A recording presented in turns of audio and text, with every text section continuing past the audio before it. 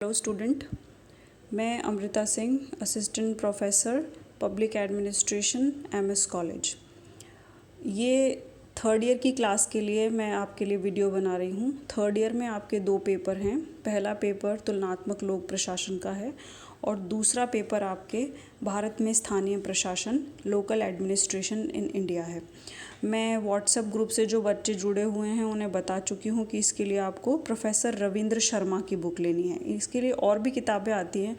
Actually local governance पे तो बहुत सारी किताबें आपको मिल जाएंगी, लेकिन ये किताब ग्रेजुएशन के हिसाब से सबसे ज़्यादा सिस्टमैटिक तरीके से लिखी गई है, जिसमें नोट्स बनाने में और चीज़ों को प्रिपेयर करने में आपको बिल्कुल दिक्कत नहीं होगी। तो पहले मैं आपको बता दूं कि मेरा पढ़ाई का मेथड कैसा रहेगा। वैसे ही जैसे मैं आपको क्लास में पढ़ाया करती थी, मैं पहले किसी भी टॉपिक के आपको बेसिक कॉन्सेप्ट्स बताऊंगी कि वो टॉपिक हम क्यों पढ़ रहे हैं और उसमें आपको क्या क्या बताया जाएगा।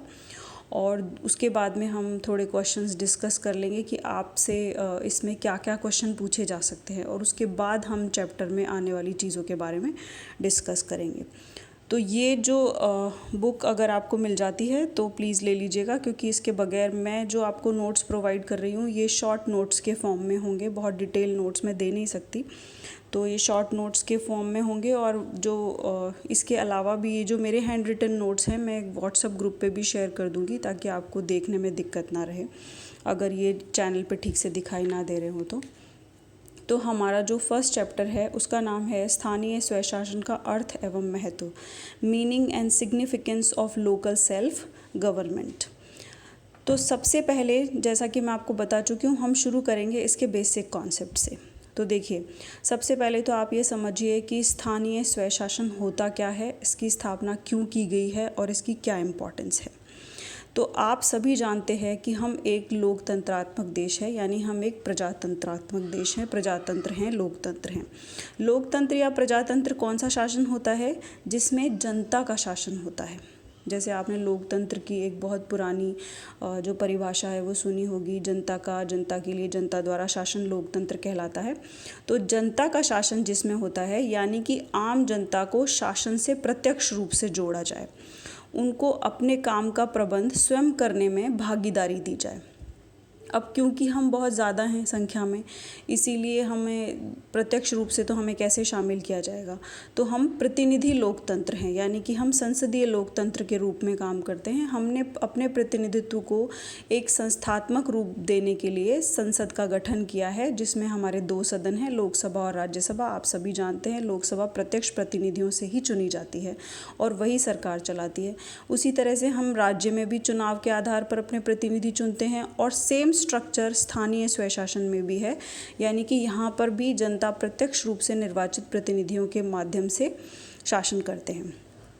तो इसके लिए लोगों को, आम जनता को अपना प्रबंध स्वयं करने में भागीदारी का अवसर प्रदान करने के लिए स्थानीय शासन की इकाइयों का गठन किया गया है। तो इसका ये क्या होती है और इसका गठन क्यों किया गया है। अब पहली बात तो मैं आपको बता दूं कि भारत के लिए ये नया नहीं है, हमारे यहाँ ये प्राचीन काल से चला आ रहा है। आगे का जो इसमें एक चैप्टर है उसमें आपको इसका इवोल्यूशनरी डेवलपमेंट भी पढ़ना है, जिसमें सारे आएगा कि प्राचीन काल में क्या था, फिर मध्यकाल में क्या हुआ और फिर ब्रिटिश काल में क्या हुआ। तो हम सबसे ज़्यादा सिस्टमेटिक ढंग से जो पढ़ेंगे वो ब्रिटिश काल ही पढ़ेंगे, क्योंकि उसी पे क्वेश्चन पूछे जाते हैं कि किस किस फेज़ में उसको कैसे कैसे डेवलप किया गया। अब अंग्रेज़ों ने जो स्ट्रक्चर छोड़ा था, हमने आज़ादी के काफ़ी समय तक वो फॉलो किया और उसको और थोड़ा थोड़ा व्यवस्थित करने का प्रयास हम करते रहे। काफ़ी सारी कमेटियाँ और आयोग इसके लिए गठित किए गए, जो कि अगर इसमें सिलेबस में होंगे तो मैं आपको वो भी बता दूंगी, हम डिस्कस कर लेंगे उनके बारे में। और एक जो बच्चे व्हाट्सएप ग्रुप से जुड़े हुए हैं, मैं अभी आपको जो सिलेबस है उसका एक पिक क्लिक करके भेज दूंगी, ताकि आपको, अगर आपको इस पास सिलेबस नहीं है या आपने फर्स्ट ईयर में नहीं ख़रीदा था, तो आपको पता रहे कि इस बुक में या इस जो भी आपका ये पेपर है इसका क्या सिलेबस है।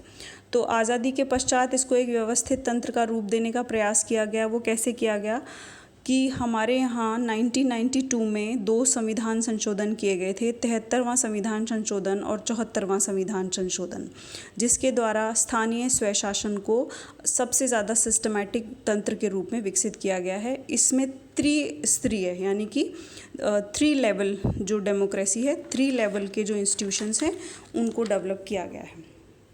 जैसे ग्रामीण स्वशासन की 3 इकाइयाँ जिला परिषद, पंचायत समिति और ग्राम पंचायत होती हैं, जबकि शहरी स्वशासन में नगर निगम, नगर परिषद और नगर पंचायत होती है। जो ये 73वें और 74वें संविधान संशोधन हैं, इनमें इनके गठन के बारे में, इनके कार्यों के बारे में, इनकी शक्तियों के बारे में, इनमें ये वित्त कैसे एकत्रित करेंगे, इनको क्या स्वायत्तता रहेगी, इनका नियंत्रण, निर्देशन और पर्यवेक्षण कैसे किया जाएगा, राज्य सरकारों का इन पर कितना नियंत्रण रहेगा, इनके कार्मिकों की भर्ती कैसे होगी, काफ़ी चीज़ों के बारे में मोटा मोटा फ्रेमवर्क दिया गया है। और बाकी जो डिटेलिंग थी, ये क्योंकि केंद्र सरकार के द्वारा यानी कि संसद के द्वारा पारित किया गया अधिनियम था, इसीलिए इसमें सभी राज्यों के लिए एक समान ब्लूप्रिंट दे दिया गया था और जो छोटी छोटी चीज़ें थी वो भरने का काम राज्यों पे किया गया था। तो सभी जगहों पर आपको जो स्थानीय स्वशासन में छोटा मोटा अंतर दिखाई देता है, मामूली डिफरेंसेस हर स्टेट में दिखाई देंगे। उसका सबसे बड़ा रीज़न यही है कि जो छोटे छोटे भरने थे, जो डिटेल फिल करने थे, वो स्टेट ने अपने सिचुएशंस या अपनी स्थितियों के अनुसार किया है। अब इसमें नेक्स्ट जो टॉपिक आता है वो है स्थानीय शासन और स्थानीय स्वशासन में क्या अंतर होता है। ये स्थानीय शासन स्थानीय क्षेत्र का प्रशासन जब केंद्र या राज्य सरकार के अधिकारियों द्वारा चलाया जाता है तो उसे कहते हैं स्थानीय शासन, जबकि अगर स्थानीय क्षेत्र का शासन प्रत्यक्ष निर्वाचन द्वारा चुने गए प्रतिनिधियों के माध्यम से चलाया जाता है तो उसे कहते हैं स्थानीय स्वशासन। इनको स्वायत्तता प्राप्त होती है, लेकिन ये निर्धारित सीमा और क्षेत्र में प्राप्त होती है। स्वायत्तता प्राप्त होने का ये मतलब नहीं है कि ये कुछ भी कर सकते हैं और ये किसी के लिए जवाबदेह नहीं होते, ऐसा बिल्कुल नहीं होता है।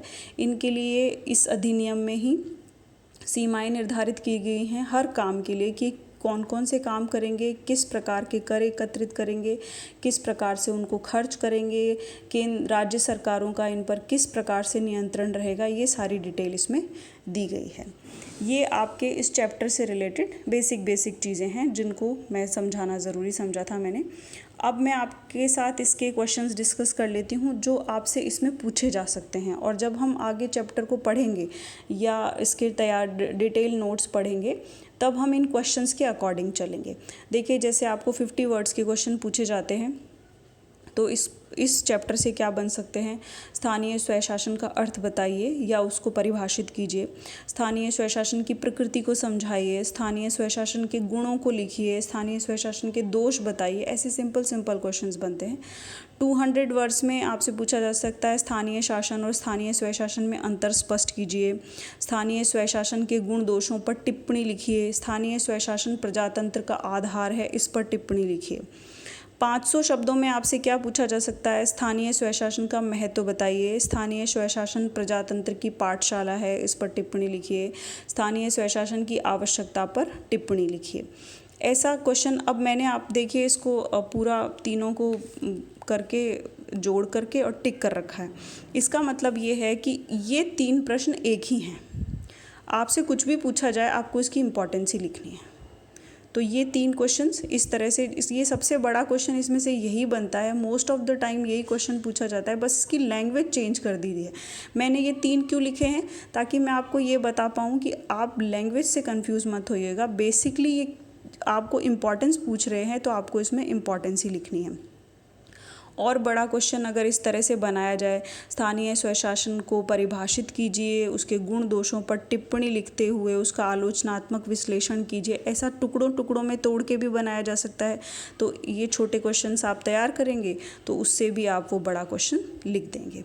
तो कल मैं आपको आगे के इसके डिटेल कराऊंगी, और अभी मैं व्हाट्सएप ग्रुप पे सिलेबस का फ़ोटो आपको शेयर कर देती हूँ। और थैंक यू सो मच।